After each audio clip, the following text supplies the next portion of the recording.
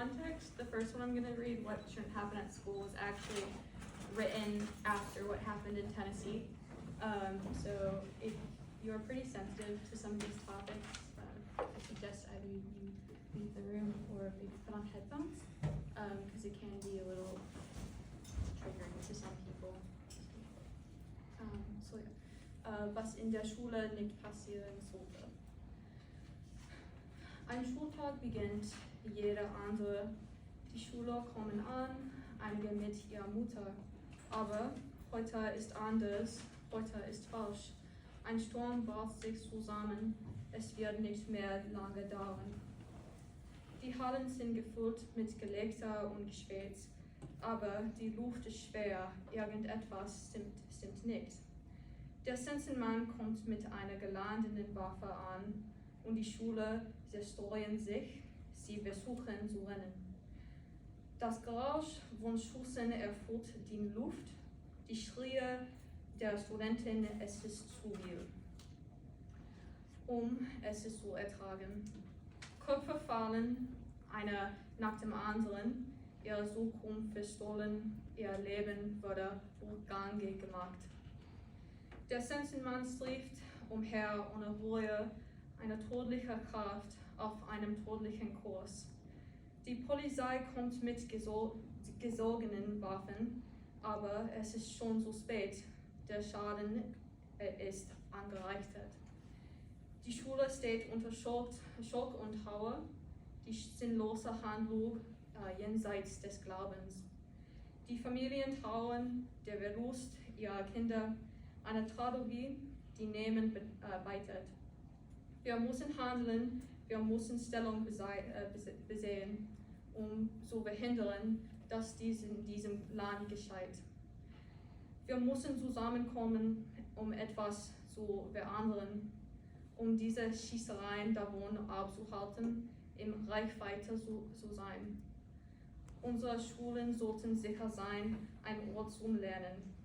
Kein Schlachtfeld auf dem Leben verbrannt werden. Wir müssen handeln, etwas zu bewegen, diese Schießereien zu verhindern mit heftiger Beharrlichkeit.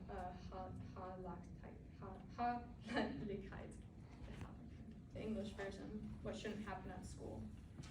A school day starts like any other. Students arrive, some with their mother. But today is different. Today is wrong. A storm is brewing. It won't be long. The halls are filled with laughter and chatter, but the air is heavy. Something's the matter. The Grim Reaper arrives with a loaded gun, and the students scatter. They try to run. The sound of gunfire fills the air. The screams of students, it's too much to bear. Bodies fall one by one, their futures stolen, their lives undone. The Grim Reaper roams with no remorse, a deadly force on a deadly course. The people arrive with guns drawn. The police arrive with guns drawn, but it's already too late, the damage is done. The school is left in shock and grief, the senseless act beyond belief. The families mourn the loss of their kids, a tragedy that nobody bids. We must act, we must take a stand to prevent this from happening across this land. We need to come together to make a change, to stop these shootings from being in range. Our school should be safe, a place to learn, not a battlefield where lives are burned. We need to take action to make a difference, to prevent these shootings with fierce persistence. It's very different than the last one. It's definitely a polar opposite, and it's called Love and Algebraic Problem. Very different than the last one. So yeah, I'll actually read this one in English first. So yeah, Love and Algebraic Problem. Love is like an algebraic problem. It's confusing and difficult to understand, full of variables and unknowns and formulas that don't quite add up as planned. At times, it feels like we're solving equations, trying to find the right balance and solution, but the variables keep changing their values, making it hard to find a resolution. Sometimes it's like we're graphing lines, trying to find where they intersect, but the lines keep moving and shifting, making it hard to connect. Love can be like a quadratic equation with multiple solutions to be found, but even when we think we've got it right, we can end up hitting the ground. It's a problem that can't be solved with logic and requires a leap of faith, a willingness to take a risk, and our hearts to lead the way.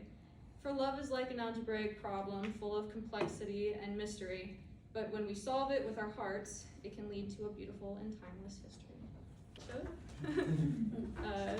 Liebe, ein algebraisches Problem. Liebe ist wie ein algebraisches Problem. Es ist verwirrend und schwer zu verstehen. Voller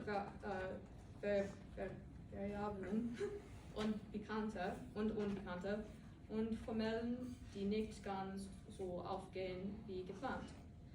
Manchmal fühlt es sich an, als würden wir Gleichungen lösen. Der Versuch, die richtige Balance und Lösung zu finden, aber die Variablen ändern ständig ihre Werte. Das macht es schwierig, eine Lösung zu finden.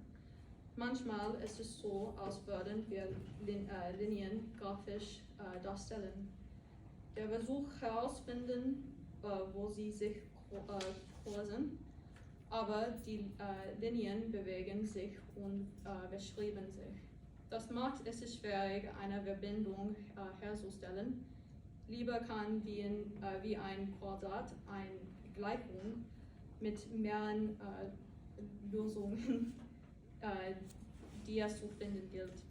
Aber selbst wenn wir denken, dass wir es richtig gemacht haben, wir können am Ende auf dem Boden aufschlagen. Es ist ein Problem, das nicht mit Logik gelöst werden kann und erfordert einen vertraulichen Vorschuss, Risikobereitschaft.